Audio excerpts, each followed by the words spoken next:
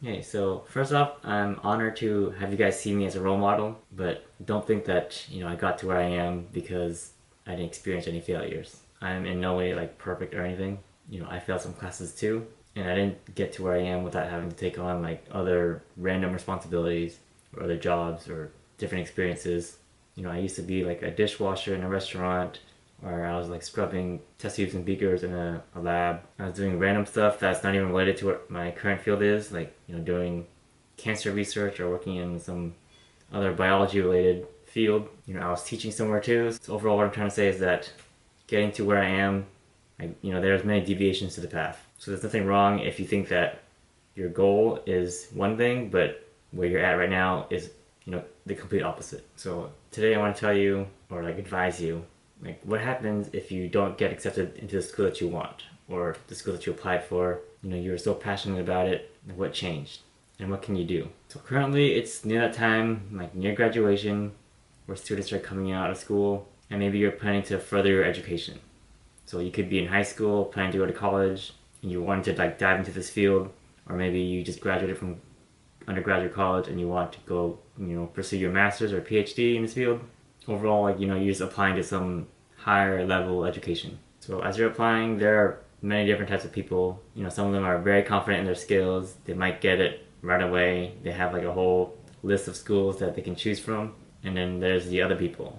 They have less skills, they're less confident, and may very well get into only just like one school, or they have very few, if not limited, options of what school to choose from, just because maybe they're not good enough. Maybe they got rejected from all of them. And basically, at the end, the results are either you get in or you don't. For this purpose, I'm targeting the people who are less confident and who probably won't get in. And the reason why I'm doing that is because, for me personally, I experienced this. So again, going back to the fact that, thank you for seeing me as a role model. I'm not a perfect student, and I'm not like super smart. And, I didn't get accepted into everywhere that I applied for. When I applied for my graduate school for my master's, I only got into like one school. So I was really forced to go to that school because I literally had no other option besides from like just not going at all. You might be thinking, wow, this guy, he got his master's at a pretty young age. He graduated pretty fast. To me, I don't see that as like a very beneficial privilege or anything. And to me, it's sort of disappointing because you would think that the guy who graduated really fast had many different options. But, that's not true. So in no way am I like smart, because I literally only had one choice and like one route basically. So that's just a backstory of what I experienced. But like, what will you do if you don't get accepted? Now, the first thing that is sort of very obvious is that you should apply again. I know you have like your dream goal. Your dream goal is to pursue this route, and unless your conviction is not strong enough, you would apply again. If you don't apply, then definitely you will not be getting in the next time. So just apply again. I know it's very discouraging to get your first rejection, or maybe this could be like your third or 10th rejection. If you don't keep trying, then you'll never get in the next time, and you'll never know. The next one is change your mindset. So change how you approach this. See it from a different perspective. So say, for example, you applied and you actually got in. If you got in the first time, then great, you won. But if you didn't get in the first time or the second time, don't think that you lost. You didn't lose. So in that situation, you either win by getting in the first time, or you learn. To me, in that situation, it's a win-win no matter what. You're always going to gain some sort of experience or knowledge in everything you do, even if it's a loss. So don't take that defeat or rejection as a loss. Next, if you didn't get in, try to gain some new experience or internship or whatever that will increase the chance of you getting in next time. So that could mean like maybe working an internship, getting a new job, learning some new soft skills, or learning just some new skills in general as you wait for the next time. As you wait for the next roll around, the next year, the next deadline. So basically, that like this current rejection, you knew what you had. So the next year around, when you apply again, you'd have an extra skill to add into your resume or add into this application, because at least like what the baseline was. You had this, it wasn't adequate enough, add some more. Now it could be, more adequate. That's just how it is. And lastly, I think this is probably the most important one. It's that you shouldn't overstress or overthink or even like be angry at yourself for not getting in the first time.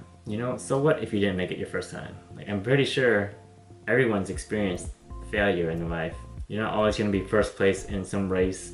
You're not always going to be at the top of your class every single year. No one ever will. And you definitely won't improve or know anything better or more if you are always winning. If you get it done right the first time, then you know that's great, but how will you ever be better than you were if you didn't know that someone was better than you, or that there was even room for improvement? You know, that's just how humans are. They adapt and overcome. And overall, we just have to struggle to like overcome these problems. You know, as you're applying to these schools or jobs or anything, realize that once you apply, that's sort of hands off for you. You've done as best you can. And at that point, it's just whoever's reviewing your application or all the situations that are beyond your control, like that is up for the universe to decide whether or not you're in. So you shouldn't beat yourself up for it if you're not getting the results that you want, because at that point, you've done what you can do, but you cannot control other people's reactions. So don't get mad or stress about it if you can't control it. And I know, getting rejected hurts. It sucks.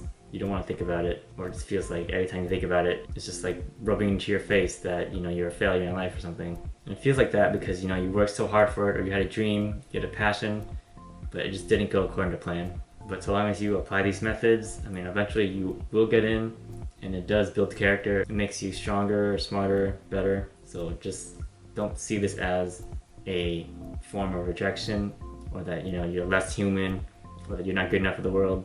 See this as a learning opportunity to better yourself. Or maybe, you know, who knows, maybe getting rejected was a good thing. You know, one door closed, but another, an even better door might have opened.